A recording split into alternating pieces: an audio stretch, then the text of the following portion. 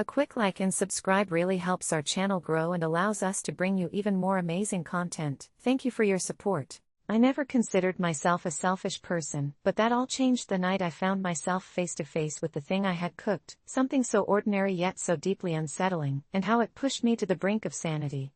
My parents worked long hours, leaving my younger siblings, Ryan, who was 9, and Lily, just 7, under my care, and on that fateful evening, I had taken a rare opportunity to experiment in the kitchen, something they usually encouraged but rarely had time for.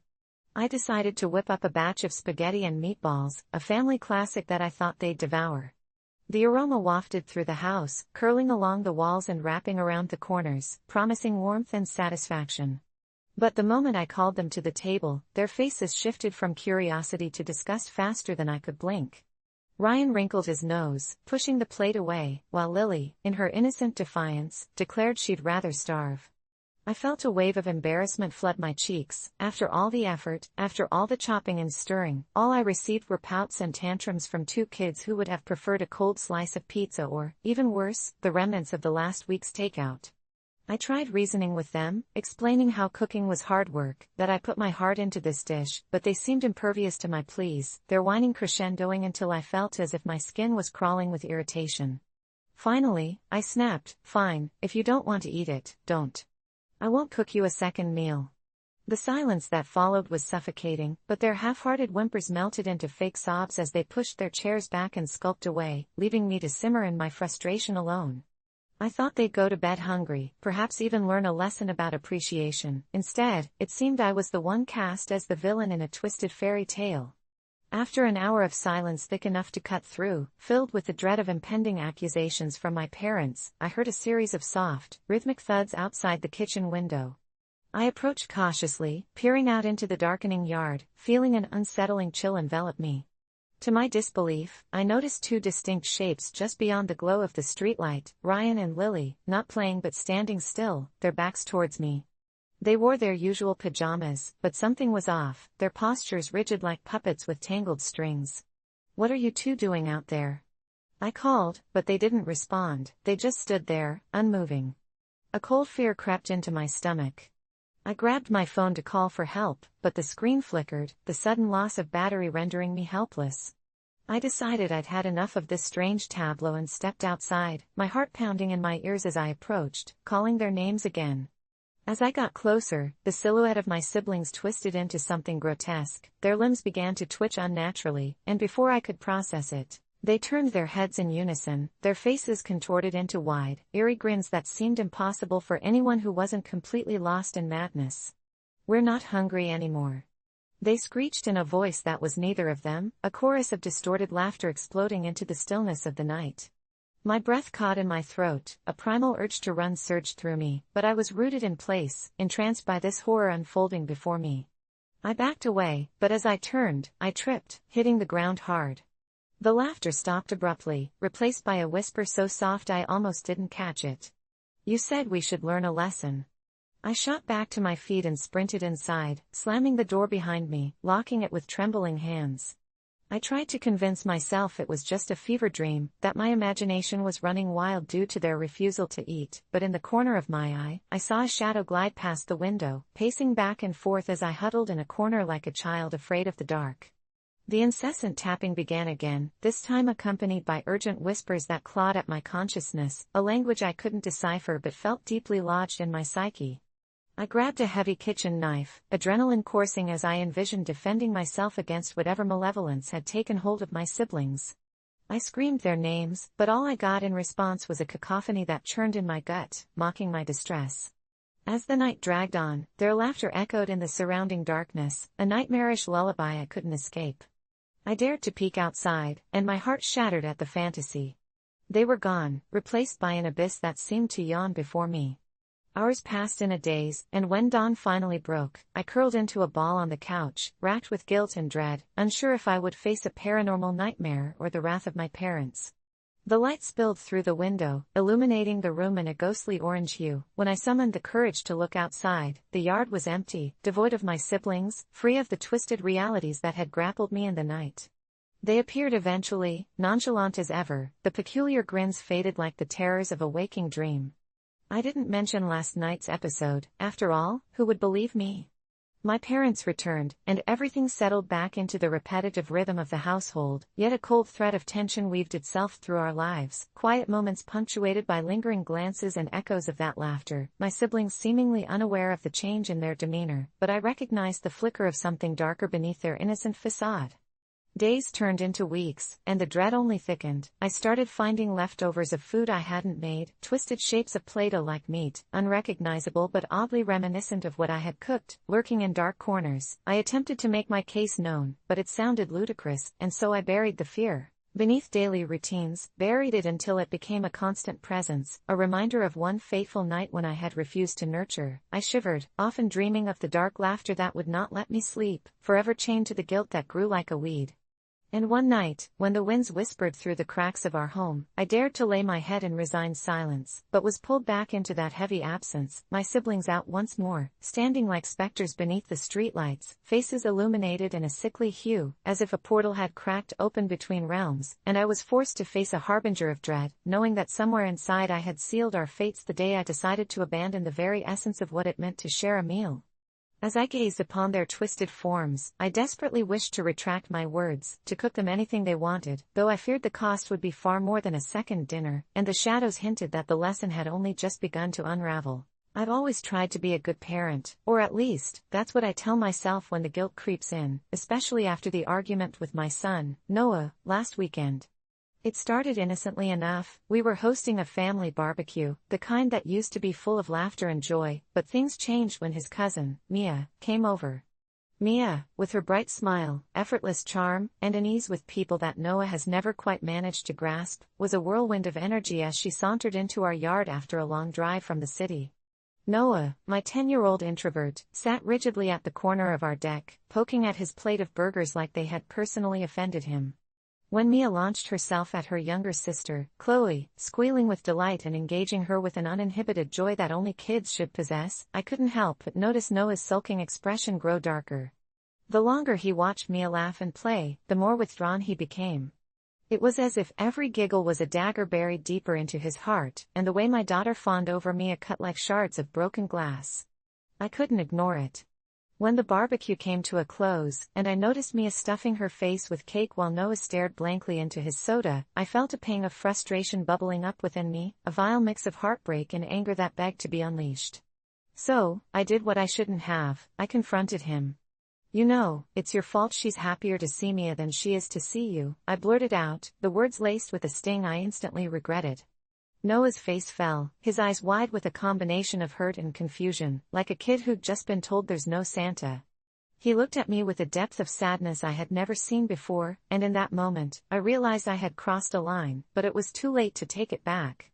I watched him wilt under the weight of my words, and my heart twisted painfully as I heard Mia exclaim how much she missed Chloe, how they should have playdates all summer long, as Noah quietly snuck away from the group, headed inside like a ghost. The rest of the day was a haze. Laughter echoed outside while I stared at my untouched food as guilt coiled around my insides. It felt like the summer buzz had died with my son's spirit, and I couldn't bear to face the implications of what I had done. I watched Noah pace the floor of our living room, his brows knitted in concentration as if he were solving an unsolvable puzzle. I knew I'd hurt him but couldn't shake the feeling that maybe, just maybe, my harsh words were a push he needed to confront his own struggles with social interactions. Parenting is a turbulent sea. Sometimes, you have to risk capsizing in order to teach your child how to swim. But that little thought didn't diminish the weight pressing down on me, a hand squeezing painfully around my heart while I tried justifying my big mouth. I spent the night tossing and turning, his shocked face replaying in my mind, a haunting echo of regret that morphed into nightmares filled with shadows whispering secrets of my failures. By morning, I decided I needed to talk to him, get his side of the story, and construct a bridge over this chasm I had opened with careless words. I found him in his room, so small and fragile in the dim, gray sunlight filtering through his window. When I sat beside him, he looked up, eyes stormy with a mixture of sorrow and anger. I wanted to reach out and pull him into my embrace, but something kept me rooted in place, the ghost of my previous words acting as a barrier. "Mom, why did you say that?" he asked, his voice steady but breaking at the edges. I fumbled for the right words but found none. "I didn't mean, I just wanted you to see." but stopped, trailing off, feeling the futility of my attempts. "Are you mad at me?" he said, and that broke me. I felt the hot rush of tears stinging my eyes as I wrestled with an instinct to just sweep him up and yell at him to express himself, let anger out into the ether rather than bottle it up like he always does. Noah was my delicate boy, always so kind but often mocked at school for being too soft. How could I say anything, be anything, when all I wanted was to shelter him from the world? "You're not to blame for anything, Mia is just more outgoing, and it shouldn't matter," I replied weakly, desperately clawing for some reassurance in my own voice while he stared at me, waiting for real honesty. I wanted to tell him that I was scared of his loneliness, scared that he wouldn't fit into the world the way I hoped for him, that every snide remark from his peers killed a piece of my heart. "You know what, Mom? I just want to be me," came those fragile words, breaking through the air, and in that moment, I realized how wrong I had been. As he turned away and stared out the window, I was reminded of crisp autumn days, golden leaves spiraling silently to the earth, and suddenly I felt the weight of my own expectations crashing down like thunder. I'd wanted my son to be someone he's not. The thought lingered long after he left to find solace in his video games, an echo of realization that resonated deep within me. It wasn't Noah who needed to change, it was me that needed to stop placing blame and start nurturing the incredible person he was destined to become. I knew I had to repair the rift I had caused, but how? Days passed, and I crafted a plan, an emotional lifeline, something to counter the agony of that summer gathering. I realized that he needed not just an apology but a show of faith in his individuality. A camping trip, just the two of us, away from the chaos, was something he could take pride in. So I took him one Saturday, packed the car with sleeping bags and junk food, and we left our technology behind, just the two of us, under the vast canopy of stars. I watched as Noah pitched the tent, his confidence growing little by little with each step he took, and I felt something shift in the air. The weight of guilt was still there but backed by hope too. As we sat around the campfire, with the crackling flames dancing in our eyes, I told him everything, how proud I was of him, how much his uniqueness meant to me, how I should have encouraged him to be himself rather than lash out in frustration. His grin lit up the night, warming the chill away like the flames before us, and in that magic moment, I saw a spark of resilience flicker in his soul. I realized something immensely powerful. By letting him feel just a bit of the weight of the world, he took the first step towards overcoming it. A few weeks later, things had transformed slightly. Noah laughed louder, started to engage with new friends from school, and I couldn't help but feel a deep sense of relief. It was as if my awful comments had forced a metamorphosis instead of breaking him, and as I watched him go through that new cycle of life, I knew I'd been wrong but that sometimes wrong turns can lead to unexpected growth. The barbecue wasn't the last. Family gatherings still echoed laughter just like that day did, but now I watched my son thrive instead of falter, and the cycle of hurt had turned into a cycle of healing, teaching him the resilience of the human spirit and that no matter what happens, coming back stronger is what truly matters. Amidst all that drama, amidst those blurted words and tearful evenings, there had emerged a tender understanding that formed deeper than any barrier, and while I may have blamed Noah, I realized it was just the gentle nudges of parenthood that pushed us both to be better versions of ourselves. In hauntingly beautiful ways, sometimes insensitivity can lead us to the love we really need. I never thought my wedding would end in chaos, but when my cousin Lisa showed up in a blood-red gown that clashed with the white theme of my ceremony, it felt like I'd walked into a horror movie instead of my dream day. I had been preparing for this moment for months, pouring my heart and soul into every detail, from the flowers to the music, all meticulously designed to evoke the purest enchantment, while I floated down the aisle in the lace gown I had envisioned since childhood, the embodiment of everything I had ever wanted. I remember the moment I spotted Lisa, standing smugly in the doorway of the venue with that gaudy dress that mirrored the sinister beauty of a vampire in some cheap film. I felt the air chill around me, my stomach twisting with a mixture of disbelief and anger. Didn't she know this day wasn't about her? The whispers of my friends buzzed in my ears, murmurs of disdain that fed my fury as I approached her, my carefully cultivated smile now plastered on my face like a mask. "Lisa, why are you here?" I asked, struggling to keep my voice steady, knowing the photographer was capturing every moment. "I thought it'd be a nice surprise," she replied, her tone dripping with faux innocence. At that moment, I remembered every family gathering where Lisa had overshadowed me, every snide comment she had made that belittled my choices, and I resolved that today would be different. My heart raced as I glanced back at my fiancé, who had excused himself to handle a family emergency but had assured me moments before that he couldn't wait to see me in my dress. Deep down, I didn't want to cause a scene, but her presence felt threatening, malignant, like she was festering in the happy blooms of this day, ready to checkmate me. As I took a step closer, Lisa's eyes flashed with that familiar defiance that prickled the nape of my neck. "What's your issue?" "It's just a color," she responded, feigning ignorance, but the challenge in her voice stoked the fire brewing inside me. "It's not just a color, it's a wedding." I shot back, my fury bubbling to the surface as I wrestled with the decision weighing on my conscience. A part of me was screaming to turn back, to let it slide and just enjoy the day, but another part clung to the bubbling rage, a sense of justice that demanded action. "Leave. Now," I spat, my fingers trembling as I clenched them into fists. The guests' eyes locked onto us, an audience drawn into an unfolding drama that felt vividly alive as whispers rippled through the crowd, but rather than fear, I felt a surge of adrenaline at reclaiming my day, my moment. Lisa's facade cracked, anger bubbling up beneath her flawless skin as she opened her mouth to retort, but all I could think about was how tired I was of being walked over, tired of being the unobtrusive cousin, the forever witness to her eclipses, tired of everything that had been unsaid over the years. "You're making a mistake. This is ridiculous. You're ruining your own wedding. Over something so petty," she shouted, her voice cutting through the whispers, drawing me closer to confrontation. I could see the shock on the faces of a few of my aunts, the mixture of gasps and raised eyebrows filling the room with anticipation, but I had crossed the threshold, I couldn't stop now. With every ounce of resolve I could muster, I turned my back on her, striding toward the wedding coordinator, whose eyes widened in disbelief and then mirrored my determination. "Security, please," I commanded, my heart drumming like a war cry as I heard Lisa hiss behind me, the noise echoing with the venom of a snake cornered, but I pressed on. I knew what having her there meant. It wasn't just about the dress, it was about the years of her putting me in the shadows. Moments later, two burly men approached, their expressions neutral yet ready, and when they were instructed to escort Lisa out, the look of hurt and fury painted her face as she went limp, her shock overwhelming her defiance. "You'll regret this," she spat as she was guided out, each word a dart aimed at my heart, as I stood there, shaking but finally feeling light, the burden of her specter lifted from my shoulders, the weight of my family's toxicity unfurling in the dust behind her. The ceremony resumed, but I could feel the eyes of my relatives boring into my back, the murmurs of disapproval hanging in the air thick as fog, and I couldn't tell if they were aggrieved by my actions or secretly relieved to be rid of the drama Lisa seemed to constantly bring. My heart sank as I realized what I'd done. The moment of triumph had morphed into a shadow of regret, the whispers of bridezilla and family tension stirring uncontrollably around me like a whirlwind of judgmental stares. As the vows were exchanged and I glanced around, I couldn't shake the feeling that Lisa wouldn't take this lightly, especially with her threatening words hanging heavy in the air.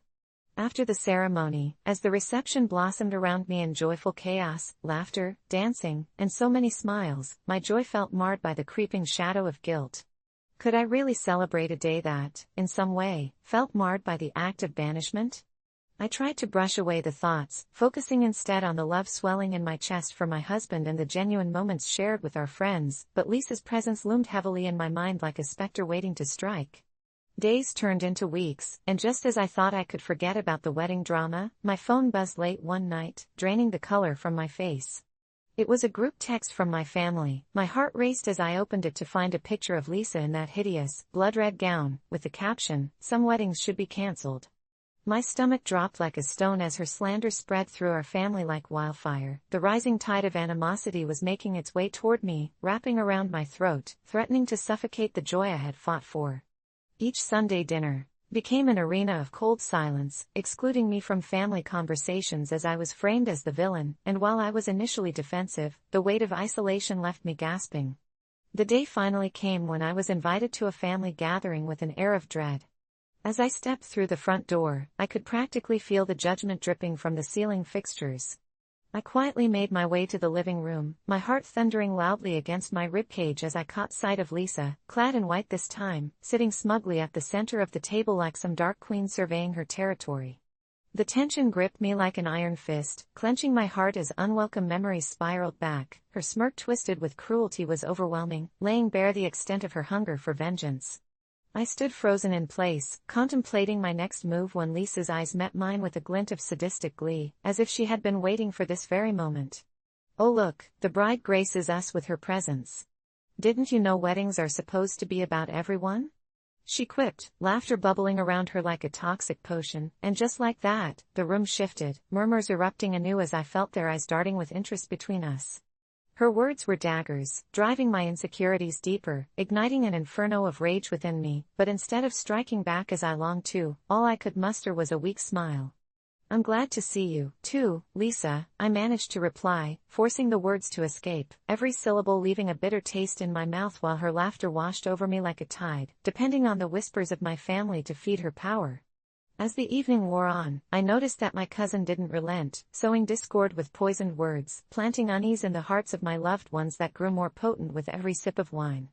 When I left that night, I felt the confines of my own family closing in, shadows whispering ever so softly, was I really the villain? But the truth was, standing at the edge of that wedding day, I had fought for myself in a world that always sidelined me, and even if the consequences were grave, I couldn't say I didn't deserve my moment of victory, however fleeting. So, AITA for having my cousin thrown out of my wedding? I don't know yet, but as I drive away, the question trembles in my mind: what kind of family comes together by building their foundation on the bones of betrayal? I've always loved Thanksgiving, the extended family gatherings, the laughter, the food, and even the familiar bickering. This year, though, was different. My cousin Eric's girlfriend, Amanda, was 3 months pregnant and had decided to join us, which everyone was excited about, except for me. For some reason, Amanda had that air of drama swirling around her, a sort of chaotic energy that made me uneasy. The moment she stepped into my house, I felt a chill skitter down my spine. I didn't know if it was the winter wind or something about her gaze that seemed to promise trouble. Everyone else cooed over her, patted her belly, shared stories of their own parenting experiences, but I kept my distance. That night, as we all settled in for the Thanksgiving feast, my mom revealed there weren't enough beds in the house, so Amanda would have to sleep on the couch. This sparked an argument. Eric went all protective mode, insisting she could take his room, but my parents put their foot down, explaining that the couch was more than enough for one night. I felt a strange satisfaction wash over me as I watched Amanda's cheeks flush with anger, though I would later wish I kept that emotion locked away. After dinner, while everyone was engrossed in swapping family stories, I pulled Amanda aside, half expecting an apology, but instead, she confronted me with this glint in her eye that made me take a step back. "You think I'm here to ruin your perfect Thanksgiving? You don't know the half of it," she hissed. I wanted to laugh it off, but there was a flicker of something maniacal in her voice, something that said she wasn't just kidding.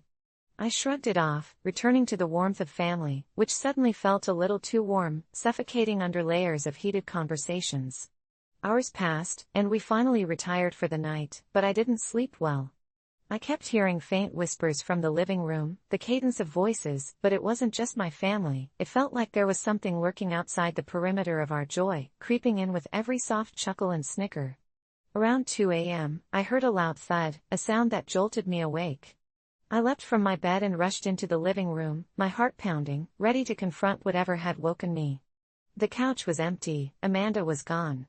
Feeling a sense of dread stewing in my stomach, I called for her, and the sound echoed through the dark house, but there was no answering call. Panic set in as I sprinted to the front door. It was ajar, the cold night air swirling in threateningly, and I stepped outside, scanning the shadows, my breath coming in quick, icy puffs. That's when I spotted her, huddled against the porch railing, whispering frantically into her phone. As I got closer, I could hear the sharpness in her voice, the words turning into erratic sentences. No, it's a mistake. They don't know yet, just keep it hidden. I'll figure it out. Just give me more time. My skin prickled, a chill gripped me as dread wrapped tightly around my throat. Before I could speak, she turned, and the look in her eyes, one of sheer panic, became engraved in my mind. "You shouldn't be out here," she said sharply, her demeanor shifting, an unsettling mask slipping into place. I stepped back, feeling quite small, while her expression turned to something darker. As I tried to recover the right words, there was a sudden rustle from behind me. I whipped around to see a figure emerge from the shadows, silhouette lurking just beyond the porch light. It looked like a man, tall and cloaked in darkness, but I couldn't make out his features. Amanda froze, then dropped her phone, eyes wide, and in that instant, I knew there was something utterly wrong. The man advanced toward us, a slow, predatory movement, and my instincts screamed at me to run, but my feet felt glued to the ground. Horror rendered me immobile. "You should have listened," the man growled, and with that, Amanda turned and bolted, the sound of her footsteps like thunder across the wooden porch. The man followed, and I finally snapped out of my stupor, rushing back inside and locking the door behind me, my breath ragged as I tried to gather my thoughts. I could hear Eric shouting her name from the other room, frantic and terrified as we all scrambled into the dark, hushed living room, the turkey and stuffing forgotten. We fanned out, searching for her, but it felt like an eternity until I spotted her through the frosted window, the shape of her bracing against the cold while Eric bellowed out pleas for her to come back. The man was gone, vanished into the ether like a specter of our worst fears. It was then I noticed the small puddle at my feet. I crouched down, the blood rushing to my ears, and I felt something cold grip my heart when I realized it was Amanda's phone, cracked and broken, the screen still lit. I picked it up and saw the last message on the screen: "Everything is in place. Just make it through the night." My blood ran cold as I looked at Eric, his face pale, worry-etching lines in his forehead, all of us frozen at that moment, tethered to a mystery that suddenly felt too close to home. Thanksgiving stretched into a nightmarish spiral of frantic calls and desperate searching, turning from family connections to sheer terror as Eric's pleas devolved into frenzied screaming the moment he learned Amanda was gone. We all felt it, a stranglehold of unease cloaked around our hearts. The police arrived, and everything blurred into chaos. They asked questions, but the answers were lost in disbelief, and in the flurry of sirens and blue lights, I felt a growing chasm of guilt filling my chest. It was my insistence on making Amanda sleep on the couch that had set this night into motion. Eric clung to the slice of hope that turned into despair as the hours crept on, tainted by the realization that we were merely pieces on a board of a game we never signed up for. In the end, they labeled it an abduction, a cold case that wouldn't let rest. That Thanksgiving, once filled with so much joy, morphed into a haunting echo in my mind, a chilling reminder that sometimes, the shadows of our decisions extend far beyond the light we perceive. I haven't been able to shake off the guilt, especially since the day Amanda disappeared was the day that I realized my family would never be the same.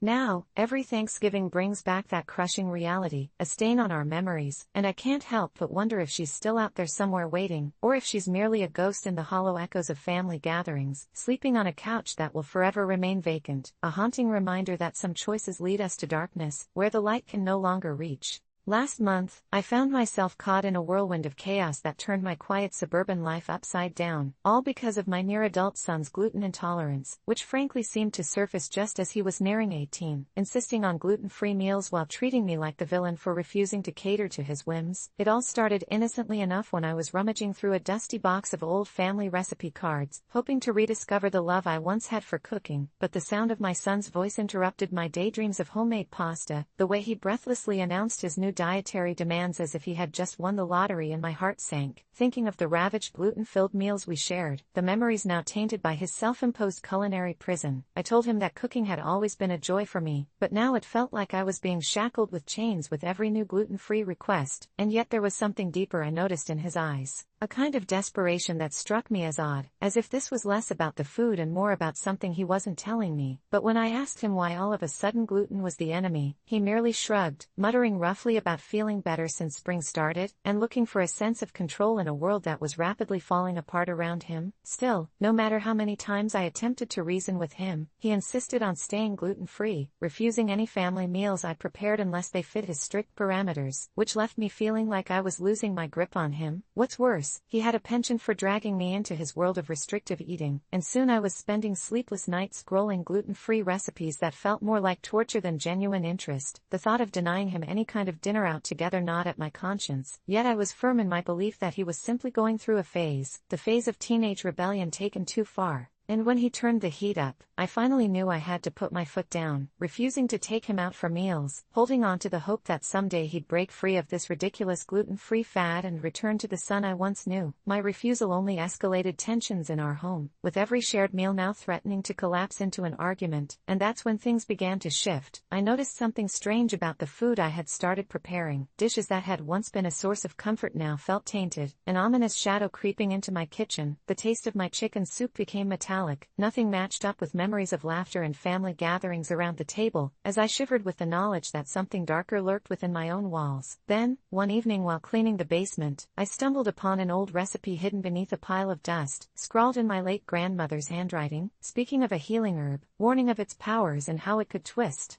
the body in response to the words sent out, and I couldn't help but feel a creeping dread that the reason for my son's sudden gluten intolerance wasn't a passing fad but something rooted in generations of our family, lingering remnants of old-world knowledge entwined with strange and twisted practices that we inherited without question, as if the very act of cooking was a ritual now twisted in ways we never understood. Inevitable outcomes loomed closer with each meal I prepared, twisting the knife further, the moment I faced him again over dinner after unearthing it, trying to mask my concern behind a veneer of normalcy. I watched as he devoured the food, his face twisting with each bite, making me question my own choices. The walls around us seemed to breathe as I asked if he liked the meal, praying for a different answer, when suddenly, everything fell silent. The fork slipped from his fingers, crashing against the plate as he doubled over. The horror on his face resonated with heartbreak. And I finally realized how the tables had turned. This wasn't just a diet where he could choose what to eat. It was metaphorically chaining his essence, his very being, transforming him into something I could barely recognize. Was it the food, the recipes, or something else entirely that sparked feelings of dread? Fat panic rising in my throat as he gasped, pleading with red-rimmed eyes for some semblance of gluten just to make it stop. Each breath he gasped fully paralyzing me into place as fear coursed through me and, in one moment of despair, I understood. I no longer had the power to create meals that nurtured and healed, but ones that hurt and betrayed. The panic only heightened when I realized time was running out, and my only option was to regain some semblance of control, but that control had slipped through my fingers, out of reach, like grains of gluten he no longer seemed able to stomach. I raced back to the basement, frantically flipping through those weathered recipe cards in search for the herb, hoping against hope that maybe I could salvage something from this mess before it consumed us both, when all the while, I couldn't shake the horrifying thought that I might just be the monster feeding the curse, forced to come to terms with a truth I wasn't prepared to face, that the answer to our demise might have been hidden down in dark corners far deeper than either of us could have ever imagined.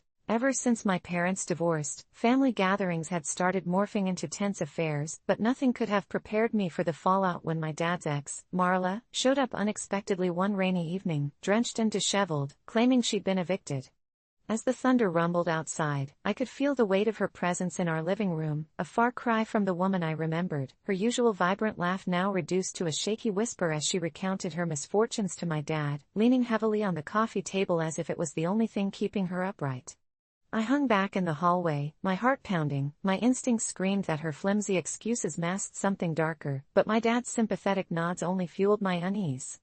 I knew how her charm could woo even the most skeptical, and as they discussed her dire situation, I felt something in the pit of my stomach twist. I'd heard the stories of her reckless behavior, her penchant for manipulation, and how she had once left my dad stranded in a sleazy motel with nothing but a change of clothes.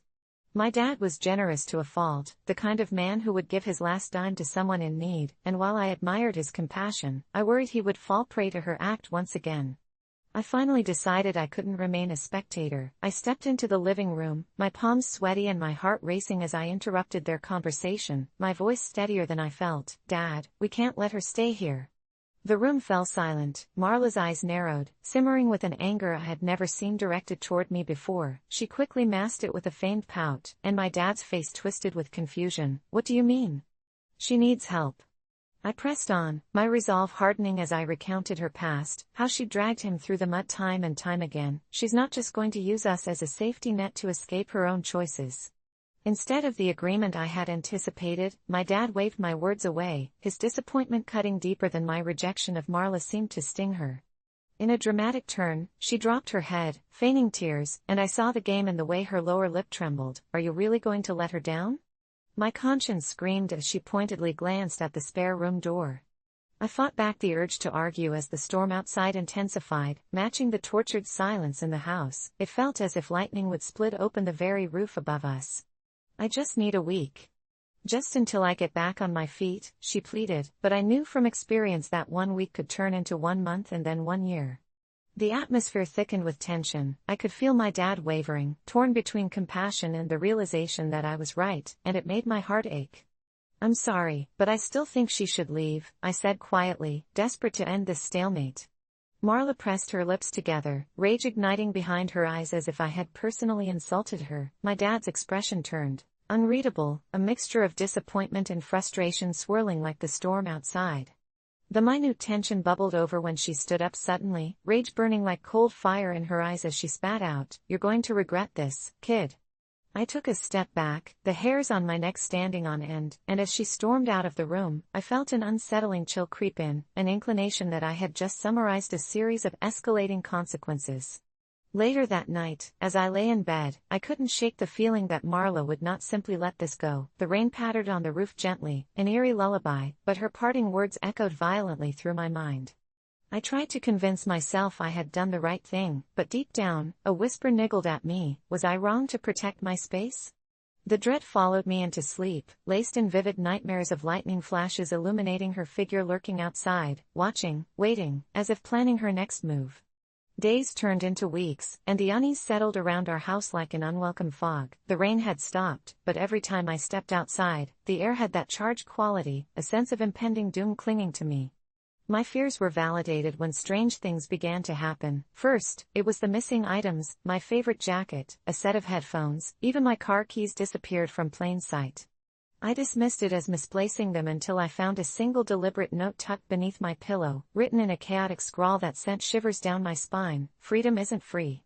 Panic began swelling in me as every day someone knocked on our door, or my phone buzzed with an unknown number only to drop to silence as I answered, the static echoing heavily in the air. My dad tried brushing off my concerns, attributing everything to paranoia, his belief in second chances overshadowing my growing dread. I could feel him slipping further from me, and Marla was utilizing that as her tool. It wasn't until one evening, out of nowhere, I found my dad pacing the living room, his expression lost and strained as he cradled the numerous eviction notices piling up on the table. When I strayed closer, glancing at the papers and unable to comprehend why they would impact us, he looked at me helplessly. "She said she would help us." The final thread stretched to a breaking point. I felt the world around me collapse as gravity lost its grip. It wasn't Marla invading our home that terrified me, it was this silent truth that had woven its way into our lives like poison. I raced to my phone, dialing my dad's number with shaking hands, my own heart racing with desperation. I could hear my heart thudding against the walls of my chest like a war drum, and just then, my heart sank when I saw the screen light up minutes later with a familiar unknown number. I hesitated, every gut instinct screaming at me not to answer, but curiosity won. As I lifted the phone to my ear, that same chaotic laughter echoed through the receiver, cruel and mocking. "Didn't I tell you you'd regret it, kid?" It dawned on me, horrifyingly, just how much I had underestimated her. The line crackled with her malevolent glee, and a chill coursed through me like ice. Yet I found my voice. "What do you want?" She responded slowly, each word dripped in venom. "You owe me for all I did for your father. I'll be a part of your life whether you like it or not." I nearly dropped the phone, mouth dry as panic surged, a thousand terrible possibilities racing through my mind. That night I barricaded my bedroom door, adrenaline pumping as paranoia took hold. Each creak of the house felt sinister, it lingered like a sentient creature, watching for a moment of vulnerability. I knew she was out there, somewhere in the haze, waiting for the perfect moment to make her next move, and with that, I had everything I had wanted to regain balance slip through my fingers. AITA for using the word consent against my mother? I never thought I'd find myself typing this on a late Tuesday night, but here I am, heart racing, fingers trembling on the keyboard, desperate for some semblance of understanding about what just transpired in my life. It all started when I decided to visit my parents for the weekend. I hadn't been home in months, and I could sense my mom's disdain through the intermittent phone calls I received, filled with thinly veiled remarks about how I'd just forgotten about them. So, with a mix of guilt and nostalgia, I packed my bags and drove the 2 hours back to the house I grew up in, the place that held a billion memories, both good and bad. As I pulled into the driveway, a chill ran down my spine, but I shrugged it off as anxiety. After all, who really wants to discuss their life choices over dinner? My mom greeted me with her usual overbearing affection, hugging me tightly, her perfume cloying yet familiar, and I felt the knot of tension in my stomach slowly start to unravel. We chatted over dinner, the conversation light and predictable, until the topic shifted to my love life, a subject my mother tends to tackle using a hammer instead of a scalpel. She pressed me, asked questions I didn't want to answer, and her probing took on a sharp edge that I eventually pushed back against. That's when I uttered the word consent. It slipped out during an argument after she told me to pick better partners. I just couldn't take her lecture anymore. I said something like, "Mom, it's my life. I get to choose who I want to be with, and I need your consent to make me feel worthy." It wasn't meant to hurt her, but the air changed in an instant. Her face darkened, a look I had never seen before, as if I had slammed a door in her face, a door I didn't even know existed until that moment. Silence stretched like a rubber band ready to snap, and I could feel my heart thudding in my chest. My mother's eyes shimmered with a complex blend of hurt and rage, and she took a step back, her breath hitching as if someone had stolen the air from her lungs. I couldn't comprehend what had happened. All I knew was that I had crossed a line that I hadn't even known was there. It was a conversation spiraling completely out of control, and before I could backtrack or even apologize, she screamed, "You think you can use that word against me? You think I don't know what consent means? I didn't give birth to you just for you to throw it back in my face." I was taken aback, utterly stunned. Her face had grown pale, her features tightly coiled like a snake preparing to strike. In that moment, I felt a mix of anger and defiance as I shot back, "I'm just saying that consent goes both ways, Mom. You can't control my life, and this guilt trip is not what healthy parenting looks like." The tension suffocated the room, and that storm-clouded silence fell over us again, thick with resentment and suppressed emotions. I half expected her to storm out, to slam a door, but she stood there, trembling, looking like a portrait of shattered pride. It became painfully clear that this had triggered something deeper, something hidden beneath layers of our past. So I did what I thought was right, hoping to take the narrative back into my hands. I reached out, trying to connect, desperate to clear the air. "Mom, I didn't mean it like that," I pleaded, but my words were met with a blank stare, and suddenly she whispered a name that sent a shockwave through my body, my grandmother's. She used to say consent is why I had to fight for you, why I had to endure pain, so you could be free. Those words felt like ice piercing through my veins. It was like she had opened a door I never knew existed. My grandmother had always been a mysterious figure, a woman who had endured much and left behind stories that were always shrouded in whispers. I searched my mother's face for any hint of explanation, but instead, she crumbled into tears and I watched, horrified, as years of unspoken grievances poured out. She started to tell me about her childhood, how my grandmother had made choices that had shackled her to an unhappy marriage and a life of regret, all born from a warped sense of broken consent she could never escape, and I sat there, frozen, overwhelmed by sadness for a past I couldn't touch. "I was supposed to be your protector," she sobbed, "but it all feels so twisted. I never wanted you to feel the same pain I did." In an instant, I realized the true weight of what I had said. Our entire lives were entangled in these invisible threads, stretching across generations. It wasn't just about our conversation anymore, it was history echoing through the walls of our family home. It became clear that the word consent had opened a Pandora's box of unhealed wounds and buried sorrows. I thought I was just standing up for myself, but instead, I was confronting a legacy of pain I never fully understood. I held her tightly, both of us enveloped in tears, and for the first time, we acknowledged the silent cries of our past. But even within that embrace, a part of me knew that this revelation wouldn't be the end. It was just the beginning of a much longer journey we would have to navigate together, facing truths that could rip families apart or, maybe, for the first time, bring us closer. So, now I sit here questioning myself, wondering, Ada? Part of me feels guilt for awakening this dark past in my mother, another part knows if I hadn't said anything, we may have remained stuck in our silence. Maybe, in breaking the chain, I was finally breaking free. I never thought a high school election could be the catalyst for so much chaos, but when I found myself losing the race for class president to Alex, a guy who was as popular as a sparkling social media influencer and twice as fake, something inside me snapped. Leading up to the election, I had poured my heart into my campaign, pouring countless hours into speeches and posters, all while trying to promote my vision of a more inclusive school, only to watch as Alex waltzed around, throwing lavish parties and posting perfectly staged selfies that made me feel like a ghost compared to his booming presence. On that fateful day, as the countdown to the announcement ticked down, I felt an undercurrent of dread snaking through my thoughts, an awareness that my passion for change stood no chance against shallow charm. When the principal finally declared Alex the winner, the sound of raucous applause and laughter felt like a dagger plunging into my chest, leaving me breathless with anger and humiliation. In a fit of rage, I stormed out of the auditorium, unable to contain my gnawing frustration, not just at losing but at the entire system that glorified mediocrity over genuine effort. I was tired of pretending it didn't matter. It did matter. Fueled by indignation, I hastily drafted a resignation letter on my phone, angrily posting it in our class group chat, bitterly declaring that there was no way someone like Alex could lead us. I thought my message might resonate, maybe even go viral around the school, but instead, it was met with a silence that felt heavier than the thundering applause I had just witnessed.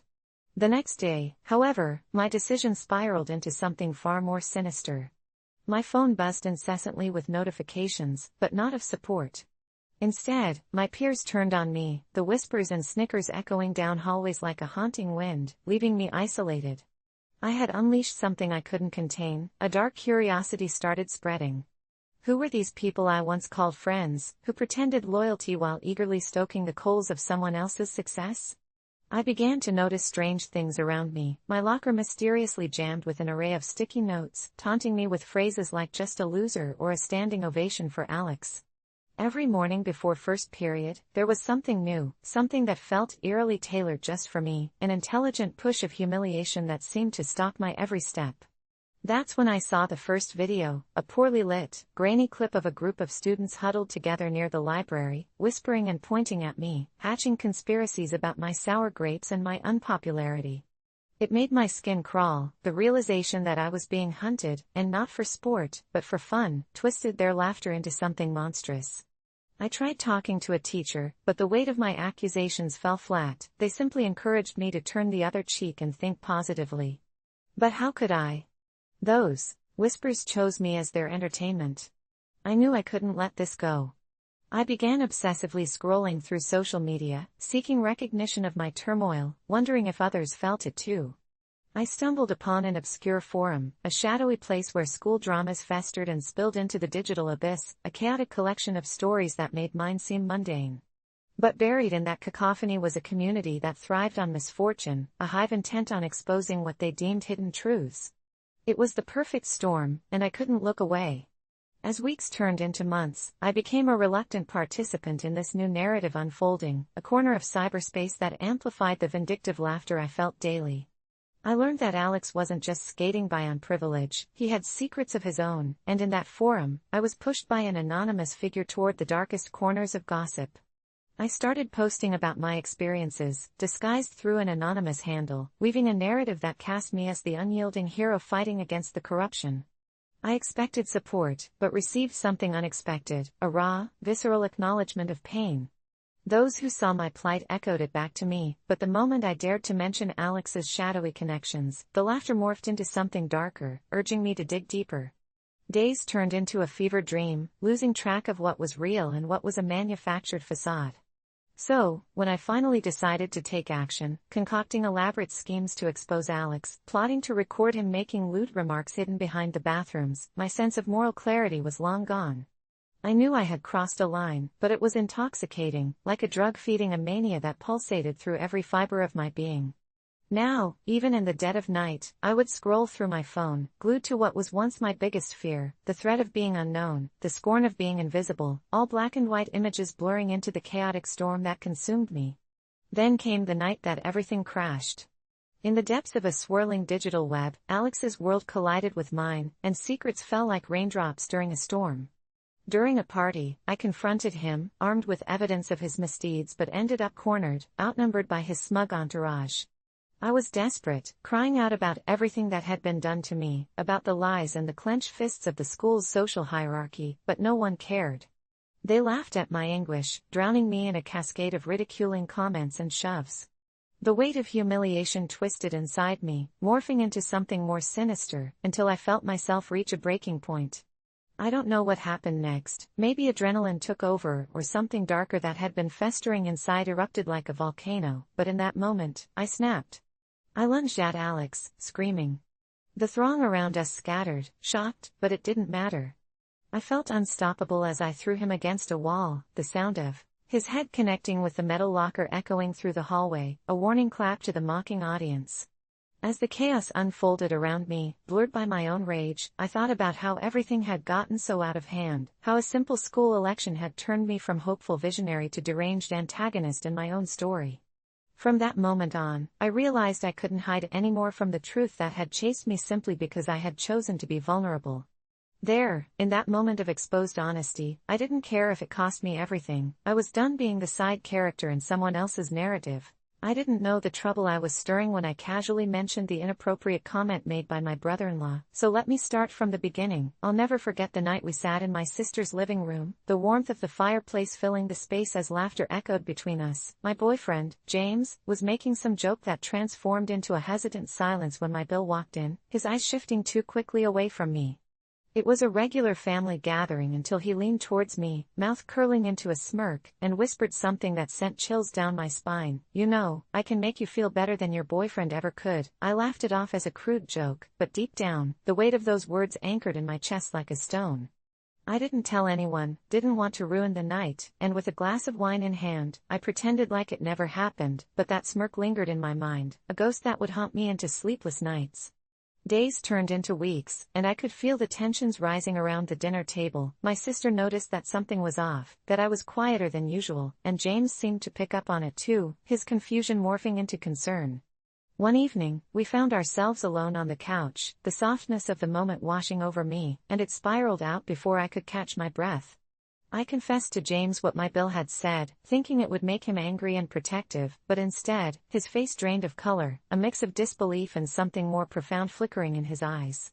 "You should tell your sister," he said, and I imagined the tumult it could create. Was I overreacting? I didn't want to be that person who caused drama, who stirred the pot, but the thought of seeing my Bill again, of pretending everything was normal while I carried that secret, felt unbearable. So, after a restless night plagued with guilt, I took a leap. I found my sister in the kitchen, her back turned to me, music softly playing, and I told her the truth, my voice trembling, heart racing, waiting for that inevitable fallout. The recognition that sparked in her eyes was worse than I expected. She crossed her arms, her body rigid, and demanded I didn't play games, that I was out of line for trying to ruin their relationship over something so trivial. My stomach dropped, the betrayal slashed deep, and still, I pressed on, but it felt as though I was drowning in her disbelief. "He would never say that," she yelled, disbelief spilling out like venom, and before I could piece together a defense, my Bill stepped in from the hallway, his smug demeanor reeking of knowing something I didn't. In that moment, I felt trapped. I was the villain for sharing a secret, while he was framed as the innocent bystander, charming, disarming with that smile that had once felt welcoming, now twisted and sinister. More drama erupted like a storm, as James finally snapped, defending me with veracity, calling out my sister's blindness and my Bill's insidious nature. It felt like watching the world unravel, colors bleeding into chaos, accusations flying, and amidst it all, I stood there a fragile vessel of truth as my sister's heart shattered against the reality of her husband's hidden face. Suddenly, the tension escalated, voices booming off the walls, and in the commotion, my Bill attempted to save face, masking his discomfort with arrogance, backpedaling, and making excuses, but every denial fell flat around us, and the room felt as though it was crumbling, like we were standing on shaky ground. The aftermath of that confrontation shattered everything I knew. My sister no longer looked at me the same. Family gatherings were filled with awkwardness, stolen glances, and heavy silences, with my Bill always lurking, never quite able to meet my eyes, a specter of guilt hanging between my sister and me like a suffocating fog. The cold truth gnawed at my gut. I had been right to speak up, yet I felt you could also argue I had been wrong for tearing my sister's life apart. Days turned to weeks, and I began to notice the cracks in their marriage, the late nights, the whispered conversations, and my sister's phone buzzing incessantly, her face paling at every ding. She had started to pull away, and I couldn't tell if what I did was protecting her or sealing her doom. One night, I received a frantic call from James. My Bill was in a car accident, the extent of his injuries unknown, and an overwhelming sense of dread washed over me. I thought of how everything had unraveled, how the accusation had peeled away layers of our family, each peeled section exposing scars that were better left hidden. My sister arrived at the hospital, her eyes red, her heart clenching in fear and uncertainty, and I felt a pang of remorse twist in my chest. Despite the pain he caused, seeing her like this made me question everything all over again. I wanted to reach out, to comfort her, but the silence spoke volumes. When they wheeled him in, bruised and battered, the sharp sting of regret was almost unbearable as she rushed to his side, whispering sweet nothings that felt like hollow echoes in the sterile room. I turned away, leaving them to their moment of twisted fate, my heart heavy with the weight of choices made under duress. Watching them reconcile, I felt like a voyeur to a world that now had to navigate treachery disguised as love, and in that waiting room, surrounded by facades of support, I realized the true horror of it all. Was I the villain for sharing a secret that should have never been mine to carry, or was I just a wronged sister bearing the burden of truth in a world filled with dark secrets that fester in silence like a malignancy? As I stepped into the dark of the night, the stars seeming to mock me, I couldn't shake the feeling that the real horror wasn't just what my bill said, but what love could endure. When my friend Sarah made the comment about my girlfriend Lisa being the token Asian, I felt the air grow thick with tension, as if someone had just whispered dark secrets in a crowded room, every eye quickly averting to look anywhere but at me. We were at a bar, surrounded by laughter and chatter, the kind of casual Friday night that usually brought the best out of people, but suddenly I felt like I was trapped in a scene of a horror movie where something sinister lurked just beneath the surface. I glanced at Lisa, who had been animatedly discussing her passion for pottery before Sarah's comments disrupted her flow, and her smile faded, replaced by a mask of confusion and hurt that twisted my stomach into knots. It was as if a storm had swept through, leaving only the debris of my friend's thoughtlessness behind, and I could sense anger rising in me, a primal reaction against the ignorance that seemed to lace Sarah's words. "What the hell did you just say?" I shot back, my voice a little louder than I intended, drawing the attention of nearby patrons who peered up from their drinks, eyes wide as they waited for the unfolding drama. The uncomfortable silence that enveloped our table felt electric, but I refused to let Sarah dismiss this as a joke, a little quip in what was supposed to be a friendly gathering. "You can't just say those things," I continued, heart pounding, the heat of embarrassment and rage pulsing through me, imagining Lisa's discomfort as if it were my own, the disbelief on her face cutting me deeper than any knife. Sarah's face turned a shade of red that echoed the shame she clearly wasn't feeling as she sputtered out a defense that made the situation worse, insisting she was just being funny and that I was overreacting.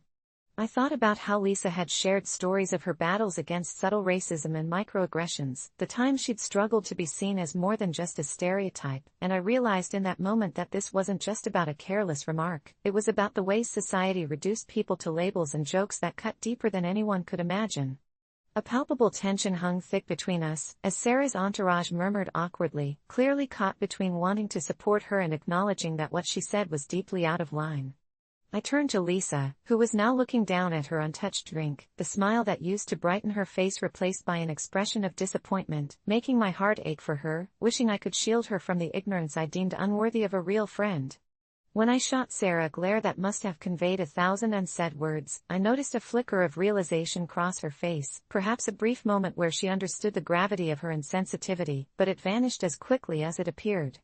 In a desperate attempt to reclaim the joviality of the evening, she tried to laugh it off, cracking a joke that fell flat in the thick air between us, but I could see the hints of defensiveness edging back into her demeanor, and I realized that this was more than a simple misunderstanding. It was a window into the fractures of our friendship laid bare, like a raw wound festering under the guise of normalcy. I didn't want to confront her pride at the expense of my relationship with Lisa, but I couldn't sit there and pretend it didn't happen either. The evening curled into a ball of chaos, laughter replaced by awkward shifting in seats, as everyone seemed to tiptoe around me and Lisa, waiting for fallout that hung over us like dark clouds. I remember feeling the flame of anger cool slightly, churning into something deeper, a fierce protective instinct taking root in my chest, compelling me to stand up for Lisa not just because she was my girlfriend, but because she deserved to exist in a world that appreciated her complexity, her beauty, her cultural identity, rather than dismissing her as a punchline. "It's not a joke if it hurts someone else," I finally said, my voice softening but laced with steel, drawing Lisa's eyes toward mine, and in that pregnant silence, I watched as a shared understanding dawned on her face, a flicker of gratitude that made all the chaos worthwhile. Sarah huffed, her demeanor shifting from defensive to wounded, and I caught sight of tears brimming at the edges of her eyes, but I wasn't here to soothe her guilt, I was here to advocate for the woman I loved, and that was my priority until my last breath. The confrontation caught everyone off guard, turning their drinks into props in a tragic play unfolding right before them, and I thought about how desperately we cling to the comfort of ignorance, how the need to be liked sometimes makes us forget our humanity. The conversation wended onward, but it was clear that something had shifted irreparably. We finished our drinks and left, Lisa and I walking in silence through the night air that felt heavier than it had moments ago, but also liberating, as if in confronting the harsh absurdities of our reality, we unearthed a bond far deeper than I had imagined we were capable of sharing. As we reached the car, I could sense a beautiful understanding forging between us, and I dared to hope it might be a step towards healing the bruises that had marked both our hearts and our interactions in a world where sometimes, standing up means stepping away from the toxic comfort of friendship for the sake of love.